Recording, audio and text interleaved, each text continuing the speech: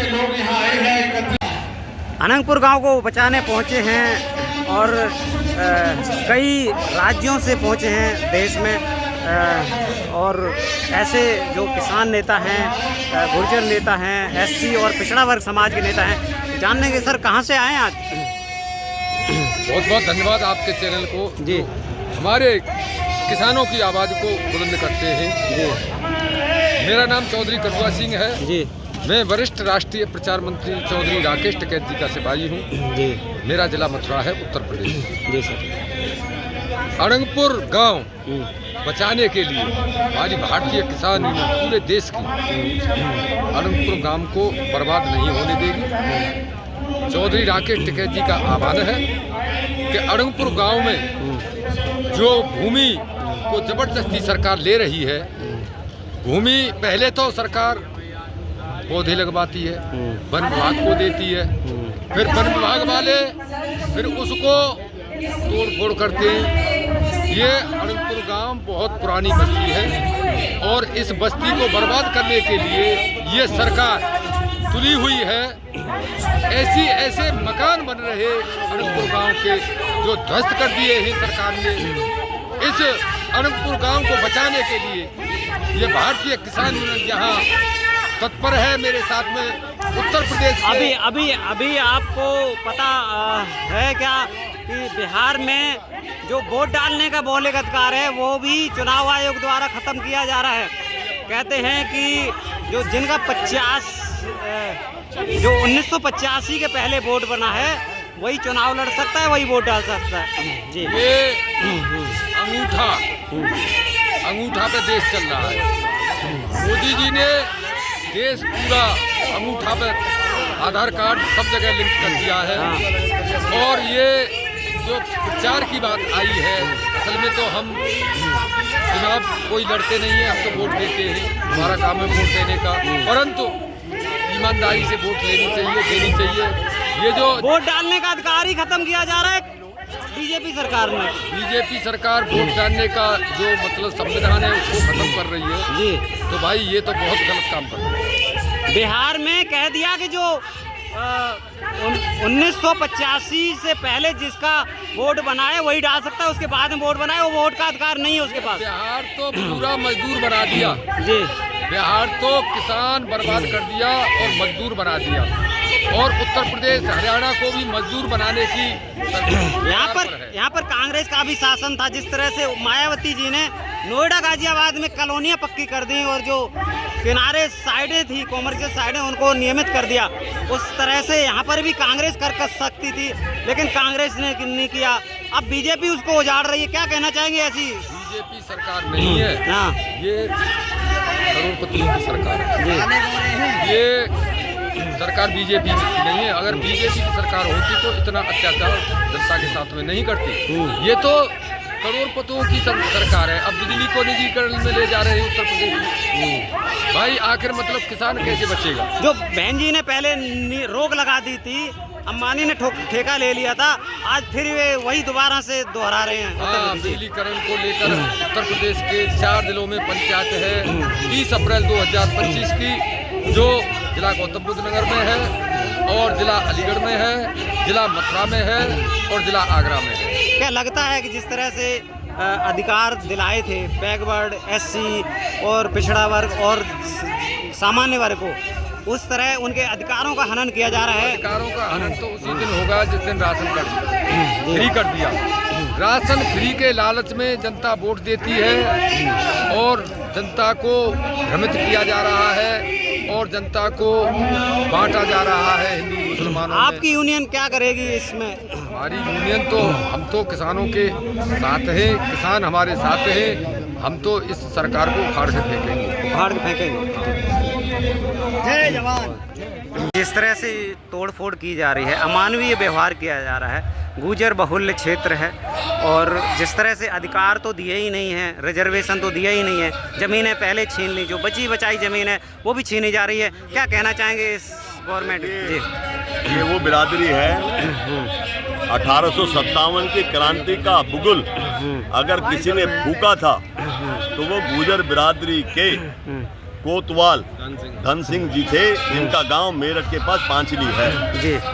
और ये अपने अधिकारों के लिए जब तक सोए हैं तो सोए हैं, लेकिन जब जाग गए तो फिर उनको कोई रोक नहीं सकता है। राजस्थान का आंदोलन आपके सामने है। सर क्या नाम है आपका, कहाँ से आए हैं, क्या नाम है? मेरा नाम वीरेंद्र कसाना है जी। मैं नई दिल्ली जिला कांग्रेस कमेटी का अध्यक्ष हूँ, पूर्व पार्षद हूँ, पूर्व चेयरमैन हूँ, पूर्व सदस्य DD हूँ। कसाना साहब, वैसे देखा जाए यहाँ पे कांग्रेस का राज बहुत ले रहा है, यहाँ के मंत्री जी भी रहे हैं, महेंद्र प्रताप जी रहे हैं। अगर वो अपने जिस तरह से और कॉलोनियाँ पक्की गई, ये अनंतपुर और इनको भी कॉमर्शियल साइड हैं जो थी उनको नियमित कर देते, तो आज ये दिन देखने को नहीं मिलता। जी, इसमें कॉलोनी का नियमितकरण वाली बात नहीं है। जी जी। इसमें वन क्षेत्र की फॉरेस्ट की बात है। अफसरों ने दफ्तर में बैठ के फॉरेस्ट की लाइन तय कर दी, उन घरों को, अनंतपुर गांव को फॉरेस्ट में डाल दिया जो कि गांव है और जो वर्षों से यहाँ पर रह रहे हैं। गांव 700-800 साल पुराना है। देश 1947 में आज़ाद हुआ है, फॉरेस्ट 1987 में आया है। तो क्या जो गांव है वो पहले है या फॉरेस्ट पहले? तो अफसरों की गलती को छुपाने के लिए हर सरकार, आज अफसरों की गलती को दबाने के लिए, छुपाने के लिए हर सरकार जो है लीपापोती करती है। लेकिन जब तक फार्म हाउस टूटते थे, कमर्शियल वैसे देखा जाए इधर बहुत सी कॉलोनियाँ, स्लम कॉलोनियाँ तोड़ दी हैं, उनको भी नियमित नहीं किया, और उसी के आड़ में ये गाँव और फॉरेस्ट के कोई ज़मीन दिखाकर गाँव वासियों को उजाड़ा जा रहा है, जो यहाँ के मूल निवासी हैं, आदिवासी लोग हैं। जी देखिए, मैं आपको फिर बता दूँ, कॉलोनी और गांव में बड़ा फर्क है। जी। गांव 800 पुराना है, 700 साल पुराना है। कॉलोनी 20 साल पहले बस गई, 30 साल पहले बस गई होगी, 40 साल पहले बस गई होगी। उजाड़ा तो दोनों ही को जा रहा है सर, भले ही उजाड़ा जा रहा है दोनों को, लेकिन कॉलोनी में और गांव में आपको फर्क करने की जरूरत है। वो तो फर्क है, बिल्कुल। वो बासिंदे हैं, उनके दादा परदादा यहीं पैदा हुए, कई पीढ़ियां यहाँ पर ही पैदा हुई, और उनका पुश्तैनी घर है। कॉलोनी में कोई आके सरकारी जमीन पे कब्जा करता है, उसको सरकार अलग तरीके से ट्रीट करती है। लेकिन ये गांव है, इसको कैसे उजाड़ सकते हैं? गांव तो पुश्तैनी होता है, आप कैसे उसको बता सकते हो सरकारी जमीन है? अगर सरकारी जमीन है, अगर आपने इसको फॉरेस्ट एरिया डिक्लेयर कर दिया, तो आज से पहले आप कहाँ पर थे? जब आपने डिक्लेयर करा, क्या किसी को बताया कि आप फॉरेस्ट में आ गए हो?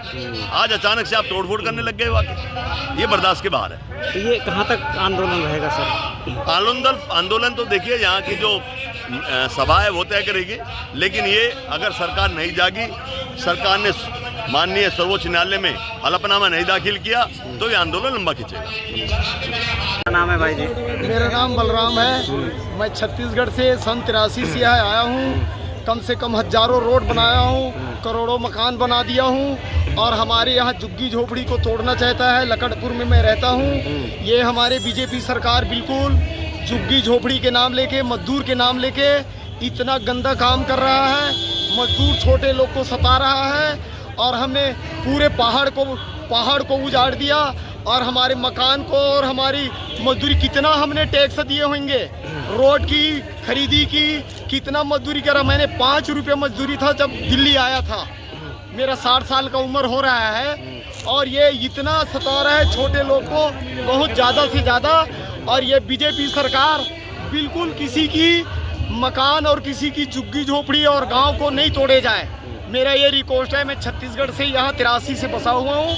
मेरे 4-5 लड़का तो मेरी यहीं पैदा हुए हैं, और मेरा रिक्वेस्ट गुजारिश भी है। जिस तरह से बहन जी ने नोएडा गाजियाबाद में मकान पक्के कर दिए, हमारी मायावती ने पक्का किया मकान, ऐसे बिल्कुल हमारे हरियाणा दिल्ली की बिल्कुल पक्का मकान करना चाहिए बीजेपी सरकार को। ना कांग्रेस ने किया, ना बीजेपी ने किया, ना कांग्रेस ने किया। बिल्कुल ये हमें गोलमोल में रख दिया।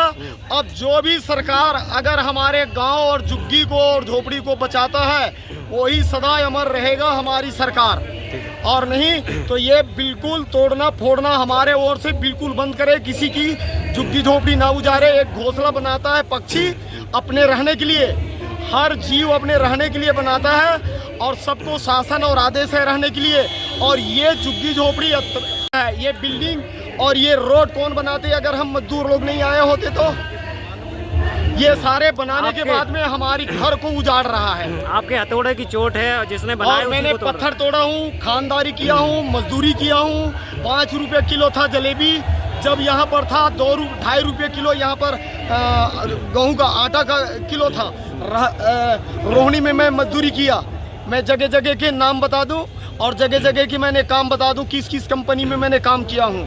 ये बिल्कुल बीजेपी की सख्त से सख्त कोई भी झुग्गी झोपड़ी कोई भी गांव बसा हुआ है इंसान है उसको इंसानियत रूप में पक्का किया जाए।